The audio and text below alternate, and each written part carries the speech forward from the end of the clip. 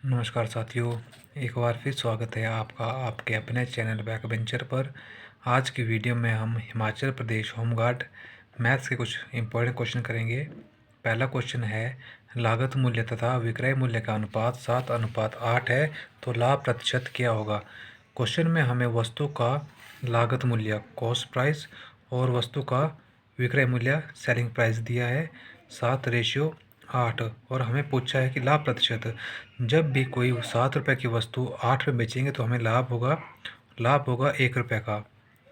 जब लाभ हमें 1 रुपये का आ गया, क्वेश्चन पूछा था लाभ प्रतिशत, तो लाभ प्रतिशत निकालने का फॉर्मूला होता है profit upon cost price into 100। Profit था हमें 1 का और हमारा कॉस्ट प्राइस था 7 गुणा 100, तो 100/7 आ जाएगा। जैसे सॉल्व करेंगे तो ये आएगा 14 सही 2/7%, जो इस क्वेश्चन का राइट आंसर हो जाएगा। क्वेश्चन नंबर 2 है, 400 रुपये लागत की वस्तु को 350 में बेचने पर कितने प्रतिशत हानि होगी। क्वेश्चन में हमें वस्तु का लागत मूल्य, कॉस्ट प्राइस और सेलिंग प्राइस दिया है। कॉस्ट प्राइस था 400, सेलिंग प्राइस दिया है 350।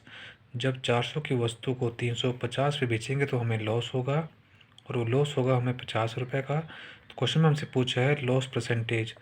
जब हम लॉस परसेंटेज निकालते हैं तो उसका फॉर्मूला होता है loss divided by cost price into 100। Loss हुआ है हमें 50 रुपये का, कॉस्ट प्राइस है हमारा 400 गुणा 100, 2 जैसे 2 जीरो काट देंगे, 50/4, तो ये आएगा 12.5%, जो इस क्वेश्चन का राइट आंसर हो जाएगा। क्वेश्चन नंबर 3 है, कॉस्ट प्राइस हमें 1800 दिया है, सेलिंग प्राइस 1710 दिया है, हमसे लॉस का प्रतिशत पूछा है। जब हम 1800 की वस्तु को 1710 में बेचेंगे तो हमें जो लॉस होगा वो लॉस होगा हमें 90 रुपये का, और जब हम लॉस परसेंटेज निकालेंगे तो लॉस 90 का, और प्रॉफिट और लॉस हमेशा कॉस्ट प्राइस पे होता है। तो कॉस्ट प्राइस था 1800 गुणा 100, 2 जीरो से 2 जीरो कट जाएंगी, 18 से 90 काटेंगे तो 5, जो हमारा लॉस का परसेंटेज आएगा वो आएगा 5%, जो इस क्वेश्चन का राइट आंसर हो जाएगा। क्वेश्चन नंबर 4 है, कॉस्ट प्राइस दिया है हमें 24, सेलिंग प्राइस दिया है 23, और हमसे लॉस का परसेंटेज पूछा है। कॉस्ट प्राइस और सेलिंग प्राइस, कॉस्ट प्राइस 24 दिया है, सेलिंग प्राइस 23 दिया है। 24 की वस्तु 23 में बेचेंगे तो लॉस होगा 1 रुपये का। तो जब हम लॉस परसेंटेज निकालेंगे तो लॉस 1 था, बटा कॉस्ट प्राइस था हमारा 24 गुणा 100, जब 4 से काट के 6 चौके 24 और 25 चौके 100, यह आएगा 25/6। जब आगे 100 करेंगे तो यह आएगा 4 सही 1/6%, जो इस क्वेश्चन का राइट आंसर हो जाएगा। क्वेश्चन नंबर 5 है, एक व्यक्ति संख्या को 5/8 के स्थान पर 8/5 से गुणा करता है, गणना में कितने प्रतिशत त्रुटि हुई। क्वेश्चन में हमने 5/8 से गुणा करना था, लेकिन गलती से 8/5 से गुणा कर दिया है। तो इस क्वेश्चन को सॉल्व करने की ट्रिक होती है, जो हमें नीचे के नंबर दिए होते हैं, हर में जो नंबर दिए होते हैं, इन नंबरों का हम एलसीएम लेते हैं। जो मैं हर में नंबर दिए थे उनका एलसीएम लेंगे, 8 और 5 का एलसीएम लेंगे तो एलसीएम आएगा 40। तो जो एलसीएम आता है वो हम इस फ्रैक्शन के साथ गुणा कर देते हैं। 8 से काटेंगे तो 5 बार, 5 में 25, 25 और 5 से काटेंगे तो 8, 8 8 64। ये आएगा हमारे पास। जो हमने सही लिखना था, हमने 25 लिखना था और हमने लिख दिया 64।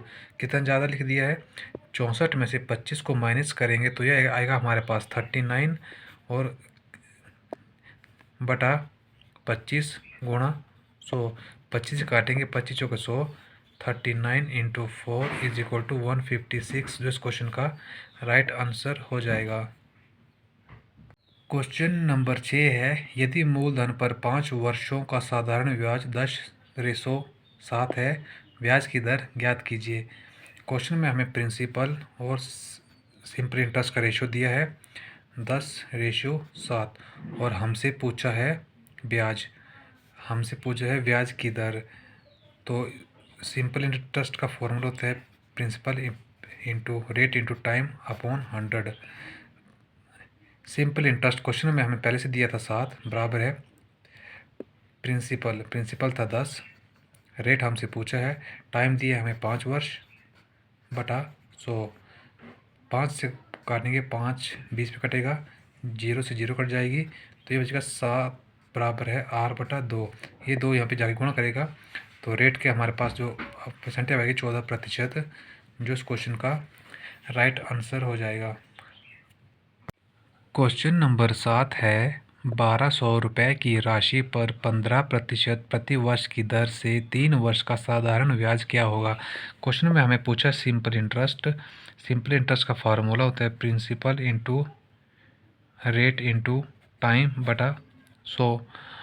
प्रिंसिपल हमसे पूछा है, सिंपल इंटरेस्ट हमसे पूछा है, प्रिंसिपल क्वेश्चन में हमें दिया है 1200, रेट दिया है 15% और टाइम दिया है 3 वर्ष बटा 100। 2 0 से 2 0 काट देंगे, हमारे पास सिंपल इंटरेस्ट आएगा 12 गुणा 15 गुणा 3।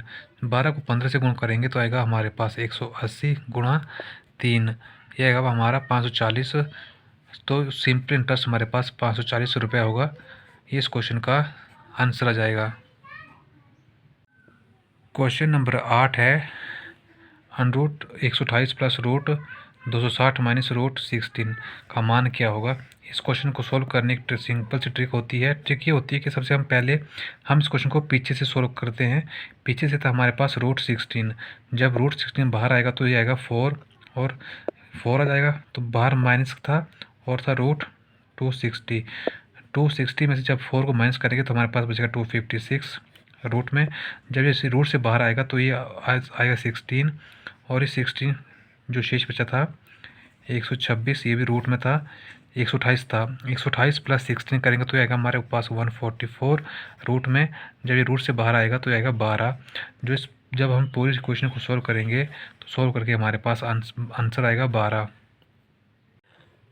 क्वेश्चन नंबर 9 है एक परीक्षा में 72% विद्यार्थी पास हुए तथा 280 विद्यार्थी फेल हुए, तो कुल विद्यार्थी कितने हैं।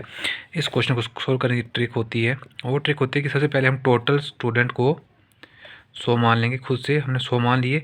100 में से क्वेश्चन में बोल रहा है कि कुछ बच्चे पास हुए हैं और कुछ बच्चे फेल हुए हैं। जो पास हुए हैं वो हुए हैं 72%।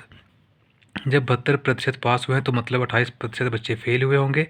हमारे हिसाब से 28% बच्चे फेल हुए हैं और क्वेश्चन में बोला 280 हुए हैं, तो 28 की वैल्यू 280 क्वेश्चन में दी थी, तो एक की वैल्यू आएगी 280 बटा 28। 28 से काटेंगे तो आएगा 10, तो एक की वैल्यू हमारे पास 10 आ गई है। और हमसे पूछा है कि कुल कितने विद्यार्थी थे। कुल हमने 100 माना था, तो 100 माना था, एक की वैल्यू 10 आ गई थी, तो गुण 10 बराबर है 1000। तो उस कक्षा में पूरे 1000 विद्यार्थी हैं। आज की वीडियो का लास्ट क्वेश्चन है एक कार का मूल्य 50,000 से बढ़कर 60,000 हो जाता है, मूल्य में कितनी प्रतिशत वृद्धि हुई। पहले किसी भी कार का मूल्य पहले था 50,000, वो बढ़ के हो गया 60,000। कितनी वृद्धि हुई है, जो वृद्धि हुई है वो हुई है 10,000 की, और वृद्धि किस पे हुई है 50,000 पे, और इसका प्रतिशत निकालना है तो गुणा 100। 4 0 से 4 0 काट देंगे, 5 से काटेंगे 20 पंजे 100, मतलब 20% की वृद्धि हुई है, तभी जाके उसका मूल्य 50,000 से लेके 60,000 हुआ है। तो आज की वीडियो में बस इतना ही, तो मिलते हैं नेक्स्ट वीडियो में, तब तक के लिए धन्यवाद।